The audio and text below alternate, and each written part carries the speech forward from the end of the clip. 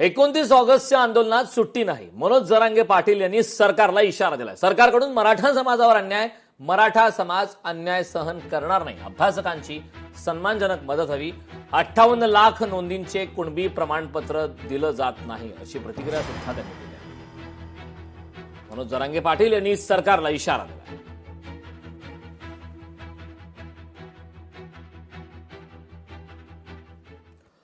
मंत्री गिरीश महाजन यांचा पालकमंत्री म्हणून उल्लेख करण्यात आलाय. सिंहस्थ कुंभ पर्व पुस्तिकेवर पालकमंत्री म्हणून उल्लेख करण्यात आलाय. नाशिकच्या पालकमंत्रीपदाचा तिढा कायम असताना उल्लेख केल्याने आता चर्चा रंगली आहे. नाशिकच्या पालकमंत्री पदाच्या चर्चांना आता त्यामुळे पुन्हा एकदा उधाण आलंय. यावर काही राजकीय प्रतिक्रिया सुद्धा आल्या आहेत, पाहूया. अघोषित पालकमंत्री हे गिरीश महाजनच आहेत आणि त्यांना का अघोषित पालकमंत्री तिथं केलंय? कारण तिथं 30-35 हजार कोटी रुपयाची कामं ही महाकुंभच्या नावाखाली सुरू आहेत.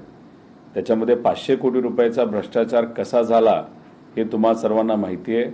महाजन साहेबांच्या जवळच्याच लोकांनी तिथं टेंडर हे मॅनेज केले, टेंडर घेतले आणि त्याच्यातून काही प्रमाणात आर्थिक लाभ सुद्धा झाला. महाजन साहेबांच्या आसपासच्या अनेक लोकांना आर्थिक लाभ तिथं झालेला आहे. मला काही कल्पना नाही, मी काही पाहिलं नाहीये, पण हे खरं आहे की पालकमंत्र्याची नाशिकची अजून नियुक्ती झालेली नाही. गिरीश महाजन यांचं नाव पालकमंत्री म्हणून त्या ठिकाणी उल्लेख करण्यात आलेला आहे. अद्याप पालकमंत्री पदाची कुठलीही घोषणा झालेली नाही. मला याची माहिती नाही. माननीय मुख्यमंत्र्यांचं कार्यालय याचं स्पष्टीकरण देईल.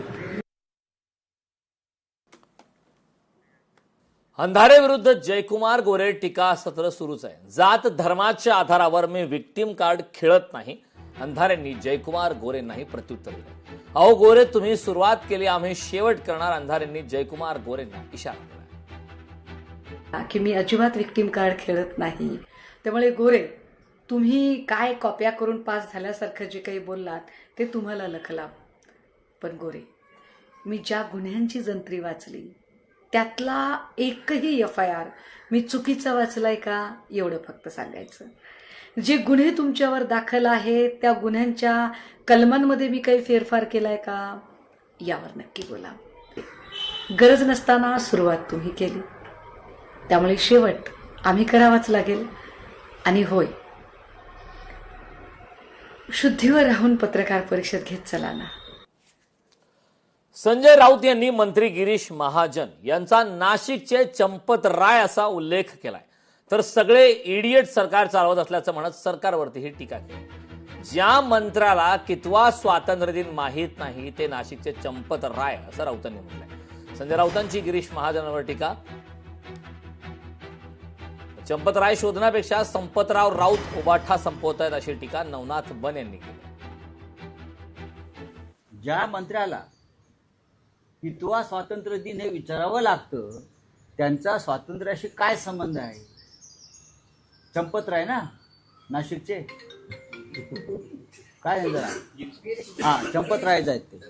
पालकमंत्री म्हणून उल्लेख केलाय त्यांचा सिंहस्थ कुंभमेळ्याच्या पुस्तिकेमध्ये. कोणाच्या?